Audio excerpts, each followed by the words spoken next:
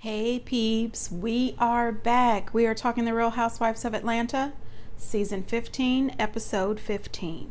Hey, before we get into the video, please do me the honors of subscribing to my channel, hitting the notification bell so you can always be notified when I post new content, hitting the thumbs up because that does wonders for my channel, and share.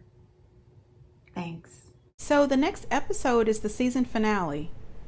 I'm here to tell you that I just don't feel that this season has been worth it. I have been completely bored with this season. I don't know what they're going to do. Their ratings are in the tank, and they truly do need a restart, a reboot, a recast. And I'm not just talking about a recast of the girls. They should probably hire new producers as well, get some fresh eyes in here. I don't know. I think that I would be happy to see Kenya back. I would be happy to see Portia back. Candy, Drew, even Kim, actually. I would love to see Cynthia back. And then maybe two new girls. Maybe get a little diversity in the group. I have no idea, but they have got to do something because right now everything seems so stale and flat. If I had my ultimate wish come true, Andy would let Nene Leakes come back. Let Nene come back to the house that Nene built and try to, put some more razzle dazzle on the show. Because right now I'm falling asleep and I want to fast forward through so much of the show. Anyway, peeps, you guys get in the comments and let me know, who would your dream cast be for next season? What would you do to shake the show up a little bit? So, getting into this episode, the episode starts out with Cynthia. We get to see Cynthia again. She lets Kenya know that she's officially single. We've seen Cynthia back 3 episodes now. And you know what? I've enjoyed seeing her every time. I didn't realize that I liked Cynthia that much, but I guess I do. She did make this comment that she has been married and divorced, and Kenya is still going through her divorce with Mark. I think it is absolutely ridiculous that Kenya is still divorcing Mark. However, I did hear today that Halle Berry has been divorcing her ex for 8 years. They have been in divorce court since 2015 is what I heard. Listen, that's longer than they were married. This is ridiculous. I'm serious. I just cannot even imagine the legal fees that are racked up when you go through divorce for 3, 4, 8 years. Good God. So we do see Sanya and her husband and little Deucey go to the doctor to find out if she is pregnant. She did the home pregnancy test, and 9 times out of 10, those home pregnancy tests are usually correct. But you still need to go to the doctor just to verify and have things checked out, see exactly how far along you are. And I have to agree with her when she said maybe she shouldn't have told Deucey so soon. I agree with that. A lot of people have the superstition where you don't tell people until you've made it past the first trimester. In my family, they're those people. So when I got pregnant with my son, I told my mom, and my friend knew who was with me when I took the test, and my son's father. But I didn't tell anybody else until I was, further down the road in the pregnancy. Of course, her doctor was Dr. Jackie, and we all knew it was coming. I said, if she comes in here and this doctor is not Dr. Jackie or Dr. Simone, I will be completely shocked. Now, when Dr. Jackie tells her that she's having a geriatric pregnancy, I laughed. I said, you know what? Dr. Jackie is always letting somebody know if you are over 35, you are having a geriatric pregnancy. Now, I know that she has to tell people that, but I don't know why it bothers me. Can't they name it something else? Why does it have to be geriatric pregnancy? I'm just saying, I hate that name. So we also see that Todd is filming his movie, and the first thing I said when I seen them filming the scenes, I said, is that Candy's house? And oh yeah, it turns out they're filming at Candy's house. And Todd said that they saved about 6 figures filming at their house. Listen, I can see Candy's side and Todd's side. Do I want all these people traipsing their way in and out of my home? No, I don't. Do I want Drew and her partner having love scenes in our bed? No, I do not. But do I want to save six figures? Yes, I do. So I don't really blame Todd, but I don't blame Candy either. Listen, making a movie is not cheap. So any money that they can save, fine. You know, somebody posted online, not in Candy and Todd's bed. Lord, this some low budget shit. Hashtag Real Housewives of Atlanta. Candy replied with laughing face emojis. She said, I promise you it's not. I've shot Lifetime movies in a house around the corner from me. So it's really not that big of a deal to use our house for the movie.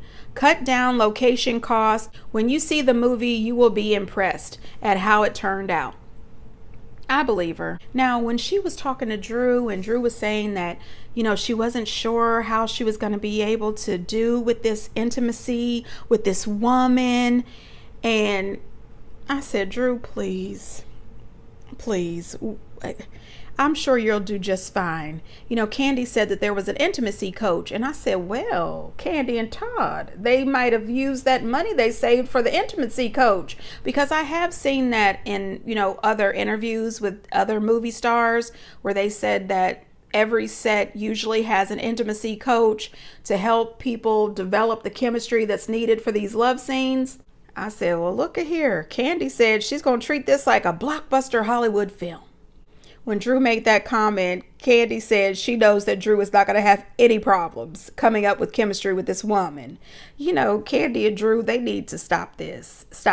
And then when Drew made the comment that cousin Courtney is just Courtney now, and Monyetta shows the video on her phone of Courtney talking, I don't understand why Monyetta and Drew didn't realize that Courtney was not calling Drew a bitch. She was calling Sanya a bitch. Now, they did have a point when Courtney said that she would never call any of them a bitch. That's a lie, because we just saw you call Sanya a bitch, and I'm pretty sure that you've probably called Kenya a lot of bitches. I'm just saying. So Sheree is super excited. You know, she's got that beautiful granddaughter, and she's putting together a big, beautiful sip and see for her granddaughter, but really, it's a party for Sheree, if you ask me, and she is sparing no expense. There is no budget. Now, honey, listen, if next week we see a whole bunch of stuff on social media that she didn't pay, I wouldn't be surprised. Marlo was having her big foster care event, and you know what? It's nice to see Marlo with the children. I'm really excited that Marlo is trying to do something for children in foster care. It's very important that foster children realize that they are important, they are loved, and they can be anything they want to be as long as they put some passion in it. They have drive and determination. They can do it. They are important and they are loved. So I do appreciate Marlo for doing this. However, when Marlo does things like this, you never really know if she's doing it from the bottom of her heart or if she's just doing it to put on a show. You just never know. And then when she acted as if she was so devastated that Sheree may not be able to show up, I said, girl, are you serious? Are you really that heartbroken?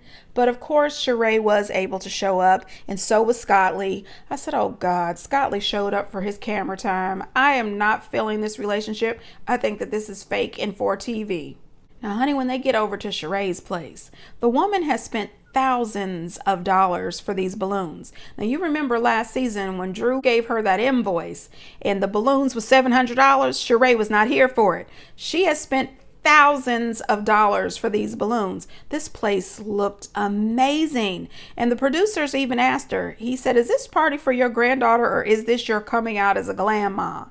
She said, oh, I think it's for both of us. No, ma'am, this was for you. You waited so late to bring the baby out. The baby was past her bedtime. She was dozing off. They waking her up, dozing off, wake her up. No, ma'am, I would have carried her on my hip, showed her around the party, don't touch my grandbaby, and then I would have put her back to bed. It's past her bedtime. Leave that baby alone. Marlo was unable to make the event because she had to go to a funeral, and I am really sorry for her family's loss. So then they have a scene with Drew, and she is sitting with her assistant, or one of Candy and Todd's production assistants or something. And she said she was a little uncomfortable because she had 10 scenes in a row that day because Todd is trying to film this movie in 10 days. And, you know, she's not used to things like this. And she said, you know, from now on, she's only doing Lifetime and above type movies. And I thought, that's really weird. And that was rude, in my opinion, because I watch a lot of entertainment tonight. I watch a lot of different entertainment shows, and I have seen some big Hollywood blockbuster movies that were filmed in 10 and 12 days because they needed to cut the film budget and they needed to get everything done quickly, so they cut down the time that it takes to film. I mean, there are other movies that take 3 months. Some movies take 5 months to film, but they're huge budget films. You know what I mean? This movie, they didn't need, 10 days. I mean, a lot of those Halloween movies, which everyone knows that Halloween is my favorite horror franchise, except for that last one. Oh God, that last movie pissed me off so much. Oh, I walked out of the movie theater with a real attitude. I wanted to call John Carpenter. If I'd had his number, I'd have lit him up. Anyway, this is not about that movie. But a lot of those movies are only filmed in 10 and 12 days. And those are major motion pictures. So anyway, I didn't think that was nice what she said. However, Drew does have a lot of Lifetime and Hallmark movies on her IMDb. Now, when Ralph shows up, I thought that he was extremely rude to Drew's assistant. He said, "Are you going to be able to squeeze out of that seat?" I said, you know what? That was rude and disgusting. That was rude and disgusting. And even though I tried to hold myself to being a professional, if that had been me, because I'm a plus size girl, I'm a size 16. If I had been asked that same question, was I going to be able to squeeze out of this chair?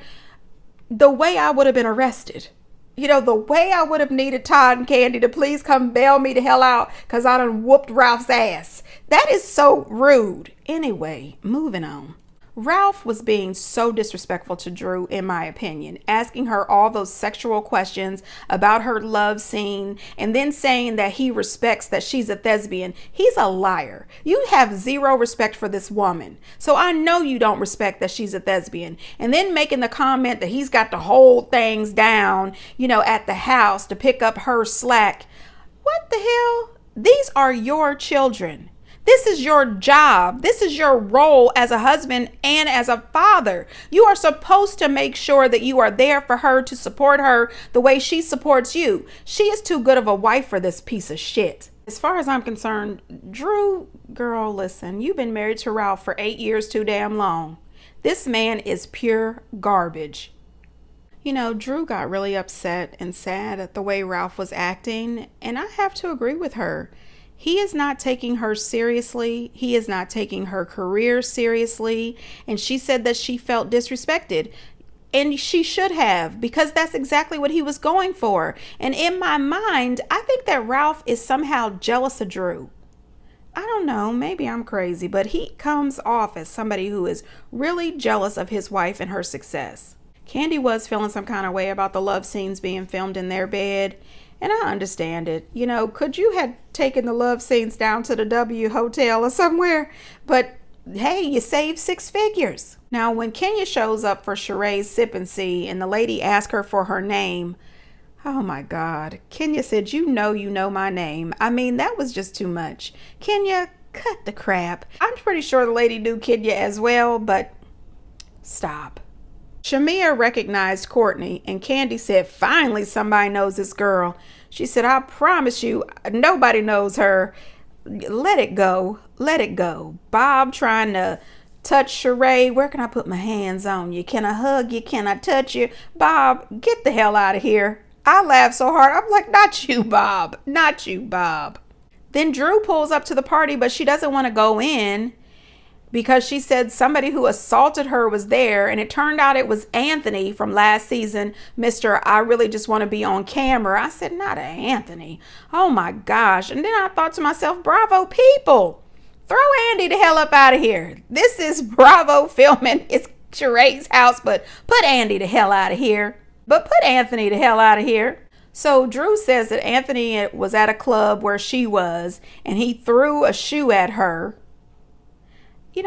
Drew and Anthony are so extra. They really are. She says that she ends up calling the police, and she knows that Sheree is very well aware of what happened, and she has no idea why Sheree still invited Anthony. Now, honey, listen, it turns out that Anthony is the one who introduced Sheree to Martell.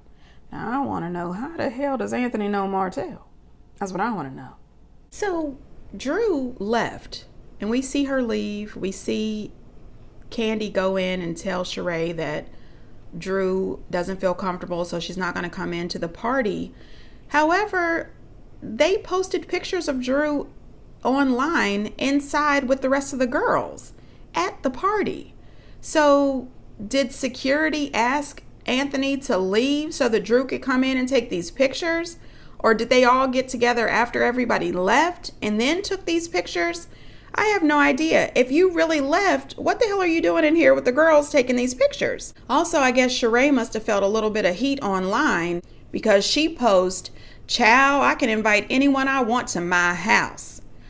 What you don't know is I hired extra security outside of production. I paid them to stay over the time I planned just to make Drew comfortable. This is definitely not the club where they were fighting at, boo. Real Housewives of Atlanta. So maybe she explained to Drew later, and maybe we'll see it on the show on the final episode. Maybe she explained to Drew that there was extra security there and she could come in and feel safe. Who knows? Oh gosh, Anthony is too damn much. So after several hours of standing around, having drinks, talking shit, and having appetizers, people are starting to get worried. People are getting concerned. People want to go to hell home. Where is this baby that we supposed to sip and see? Somebody asked Sheree about Anthony. She says that the reason she invited him is because he's friends with Martell, and he hooked them up. So, Anthony is always trying to have a moment. This dude is definitely trying to have a moment, trying to get in the camera. He wants to know everything that's going on. He's fly at the mouth talking all this shit about Drew. And he says that Drew's wide back and big butt or something. He said it was absolutely disgusting. And then he talked about her marriage. I'm thinking, get the hell out of here, Anthony. Nobody gives a shit what you have to say. You just want to be on TV so bad. He says that Drew owes him a coin. I said, oh gosh, not somebody else saying that Drew owes them money. Anyway, Anthony is full of crap. But one thing I did notice, did anybody notice that lady that was standing next to Andrew? This lady with the short haircut? Remember when she was on season 2 and her and Nene got into it a little bit? Oh my God, you're very, like I'm a 2, so you must be a 0. Oh, probably. Yeah. I'm gonna get you a sandwich in just a minute. Don't do that, Lenny. I got room to grow. You guys one day. Room to grow. She was kind of like, I have enough room to be your size. Well, what f***ing size is that, bitch? Oh, no, you didn't. Were you trying to call me out? Oh, wow, boo-boo. Honey, listen, it's season 15. She has aged beautifully, hasn't she? And she made sure she was in the camera a little bit, too. I thought this was interesting. Anyway, Kenya has a little conversation with Martell. And she tells him, she didn't really appreciate the energy that he gave her. She wasn't there, with a man. And so she had to give him the same energy he was giving her. And Sheree makes this comment about her never having a man. And you know what, Sheree, I'm sick of you. I really am. We have seen you with your ex-con boyfriend. We've seen you with your husband who treated you like straight up shit. Okay, we've seen you with several other dudes who have been absolutely disgusting. And every single time, you are always crying on the shoulders of Candy and Kenya. And these are the same women that you talk so much shit about in your confessionals. It's getting old. I'm sick of you. Anyway, in the end, both Kenya and Martell decide to apologize to each other and hug it out. Martell is a jackass. I wouldn't apologize to him. So once the baby is out, they all decide to get together and take family photos. Bob has some lady in the photo with him. Everyone's trying to figure out who this lady is. I thought it was hilarious because everybody thought that she was Bob's girlfriend. And Kenya said, but she looks like Bob. Kenya was right on the money. Turns out she's Bob's daughter. Hey, Bob. Bob, I've been knowing you forever. I didn't know you had another daughter. How old is she? 3 years younger than the oldest. Then Kyra? Which oldest? No, Kyra's the youngest. Or Exactly, Sheree? my oldest. Your oldest. Oh. So why didn't So Sheree she's know older about than Kyra. Why didn't Sheree know about Yeah, why you not tell her? We were on the need-to-know basis of things back then. But you were married to her. What are you talking about? Bob, at the baby reveal, you decide to reveal another baby? I thought it was apropos. No. Candy cracked me to hell up. She said Sheree's got everybody wearing pink, and she even has Martell wearing pink, and he's in the family photo. She said he is a side. He should never be in the photo. Martell to wear pink with the rest of the family. Martell is a side piece that you could have kept to the side, child. That is the truth. He is a side dude. Why is he in a family photo? The ladies asked Sheree who this girl was with Bob, and she said, I don't know. She walks over to Bob and she says, well, who's this lady? You want to introduce me to this lady? And he says, oh, that's my daughter. Turns out that when Sheree married him, she knew that Bob had 2 children, and then her and Bob had 2 kids. Turns out that Bob actually had 3 kids, and she never knew about this, her daughter. Bob told the girls that he didn't tell Sheree because she was on a need-to-know basis. And all of them said, need-to-know basis? She was your wife.